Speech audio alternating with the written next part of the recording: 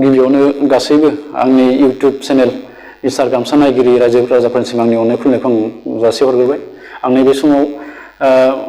नबजित नार्जारी फंबायनि सायाव फंनैसो आङो भिडिअ लानानै फैदों। बे भिडिअआ फंबायखौ जौगाहोनायनि थाखाय आरो जोङो मिथिगासिनो दं जे दासान्दि जों नुबाय थाखादों जे जिटिभि रियेलिटि श'आव बिथां माहारियारि थाखोनि जि बे श' बेवहाय फंबाया दासान्दि माने गावनि मोसानायजों गोबां जोंनि रायजो राजा बिथांमोनखौ गोसोखौ बोहोनो हादों आरो गासैबो सुबुं माहारिनिसिम बिथाङा गोसो बोहोनो हानाय बेबायदि मोसानाय मोनसे पारफरमेन्स देखायदों। जि पारफरमेन्सआ बिथांनि पारफरमेन्सखौ नायनानै जोङो हमनो हायो जे बिथाङा सासे मोसानायाव टेलेन्ट गोनां गोरों सासे मोसाग्रा आरो गोख्रों नाजाथाबनानै मोसाग्रा आरो बे टेलेन्टआनो फोरमायदों दि जोंनि बे बर' हारिखौबो एसे माने गोजौआव जौगाहोगोन जे बेखौ आसा खालामदों जोङो बिथांखौ भट होयै देरहाबोगासिनो दङ जेरावनाखि जोङो टप 10 निफ्रायनो फंबायखौ जोङो सप्ता मोननै जोङो भट होनानै देरहासार खालामबोबाय। आसा खालामदों गोबां रायजो राजाफ्रानो बिथांनो भट हरदों आरो जाय भट हरदों बिथांमोनखौ आं खावलायगोन आंनाव कमेन्ट्स हर सोर भट हरदों। जों गोबां भट बिथांनाव थांदों जिहेतु नैबे थांनाय नैबे सप्तानि जि भट बिथाङानो सबसे हाइस्ट माने भटखौ मोननो हादों। बेखौ आङो खबर लाहरदोंमोन जेनेबा भटनि आं पार्सेन्टेजखौ बिहरदों खिन्थु बेखौ हरनो हायाखै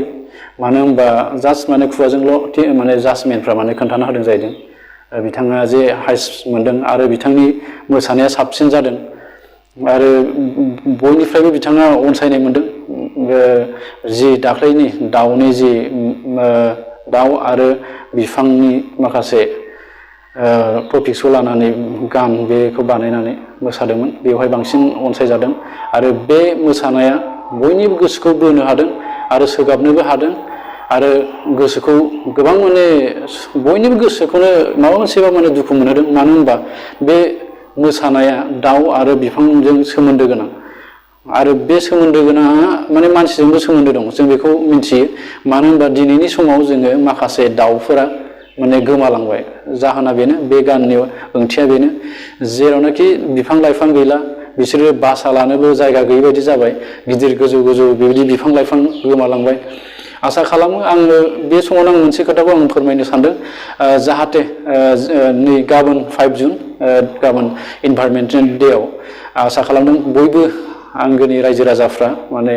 जोंनि बुहुमखौ सोमखोर आरो समायना लोगोसे जिब जुनार बिफां लाइफां दाउमा दाउसाखौ थांना थाहोनायाव मदद आरो हेफाजाब होनायाव जोङो साफ्रोमबो मानसिया खमैबाबो फांनै बा फांसेबाबो जोङो बिफां गायनाया जोंनि थांखि जानांगोन। बेनि गेजेरजोंसो जोङो सुबुं माहारियाबो जों मोनसे बे बुहुम बिखायाव जों थांना थानो हागोन मानो होनबा नैबे बुहुम बिखायाव माने बिफां लाइफांनि जि थाथाय बे गैया जालांबाय जों गोबां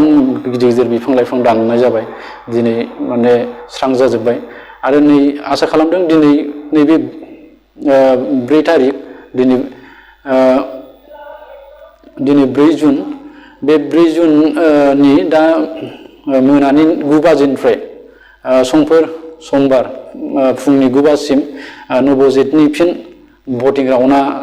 जासिगोन आसा खालामदों बेयावबो बयबो रायजो राजायानो बिथांखौ भट हरनानै मदद खालामो जाहाथे फंबाया देरहासार जानानै फैथारनांगोन बे बयनिबो बेनाव आशीर्बाद दं बिथांखौ जोंनि बर'नि हारिनि गासैबो माहारियारि आफाद आरो रायजो राजाफोरजों लोगोसे आरो आं माखासे जोंनि बर'नि एसे मोजां इउटुबार दं बिथांमोनाबो गोबां हेल्प होदों आसा खालामदों बिथांखौ इयुन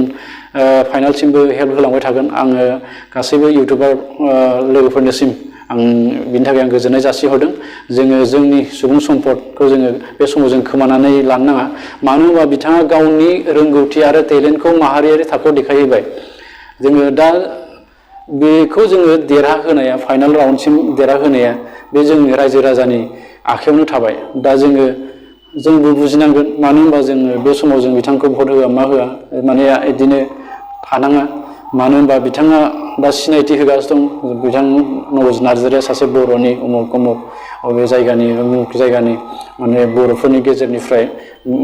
बेबायदि बिथाङा बेयाव मोसानाया बिराद टेलेन्टजों बिथाङा मानसिफोरखौ आकर्षक बानाय मानसिफोरनि गोसोखौ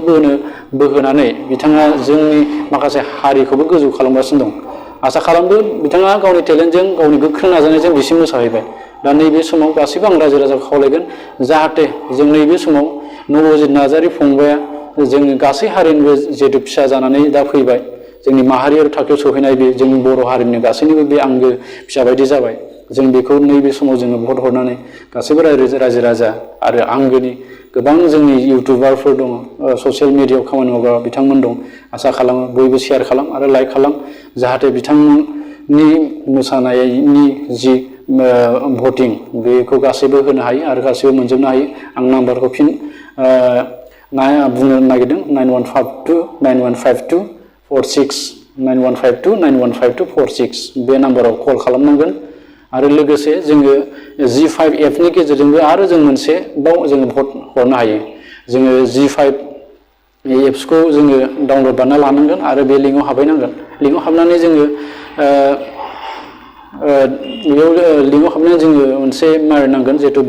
भटिंनि बेखौ जों सार्च बानायनांगोन दा जितु सिजन 5 नि डिलिटेड मास्टारनि कन्टेस्टेन्टनि जिहेतु दा भटिं राउन्ड सोलिगासिनो दं बेखौ जोङो बेयाव टाइप मारना होनांगोन भटिं होनानै अब्लानो बिथांमोननि साबैसे कन्टेस्टेन्ट दं बिनि सार्टआ फैगोन आरो नबजितनिया गोजौआवनो दं नबजितनिखौ मोनगोन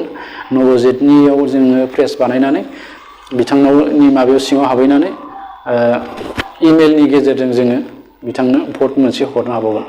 आसा खालामदों बयबो हरगोन आरो बे समाव आङो बेखौनो फोरमायबाय जाहाथे जों बिथांखौ देरहासार खालामनानै लाबोनो हायो आङो गासैबो जोंनि बर' हारिनि माहारियारि आफादफोरखौबो आं खावलायफिनगोन खस्थ' खालामदों बयबो जोंनि माहारियारि आफादा जोंनि हारिनि माखासे गोबां माहारियारि आफादफ्रा खालामदों दुलाराय बर' फरायसा आफादा बानायदों गुबुन गुबुन आफादफोर आइजो अनसाय आफाद जिल्लानि दं बिसोरबो बानायदों आरो बेजों लोगोसे बे होननानै नङा अल आसाम स्टुडेन्ट इउनियननिफ्रायबो बिथांखौ सहाय खालामनो बुंदों खोथा होदों मैया बिथांनि न'खराव फैदों नबजित फंबायनि बेवहाय अल आसाम स्टुडेन्ट इउनियननि अर्गानाइजिं सेक्रेटारि बिथाङा फैदोंमोन अभिवर्तन गस्वामी बिथाङा आरो बेजों लोगोसे गलाघाट जिल्ला आसुनि आफादगिरि निरन्जन सनवाल बिथाङाबो फैदों आरो बिथांनि टिमफ्राबो फैदों खबर लाफैदों आरो बिफाखौ बरायफैदों माने गोजोननाय जासिफैदों माने नैबे एसां माने जौगानो हायै बे जायगानि ओनसोलनिफ्राय थांनानै जे एसांबा माहारियारि थाखोआव सहैनो हानो थाखाय बिथांमोना गोजोननाय जासिदों आरो बिथांखौ भट होनो थाखाय ससियेल मिडिया बा निउसफोरनि गेजेरजों खावलायहरदों बिथांमोना आरो गोबां बिथांमोना गावनि जायगा जिल्लानि एसां हायै आनसलिकफोरखौ बिथांमोना बुंहरदों जाहाथे बिथांनो भट होनानै जाहाथे देरहासार खालामनो हायो बेखिनिखौनो फोरमायबाय आरो बेजों लोगोसे आंनि चेनेलखौ जाय बिथांमोना साबस्क्राइब खालामाखै साबस्क्राइब खालाम लाइक खालाम कमेन्ट खालाम शेयार खालाम बेखौनो आङो फोरमायबाय जाहाथे नोंथांमोननि बे लाइक कमेन्ट आरो शेयार आरो साबस्क्राइबा आंखौ इयुननि समाव आङो मोजांनिफ्राय मोजां माखासे निउस आरो माखासे जोंनि थासारि माखासे जौगानाय बेफोर बिथिंनि आं निउस लाबोनो हायो बे समाव आङो बेखौनो फोरमायबाय नोंथांमोननि बे अननाय आरो आशीर्बादजोंनो आङो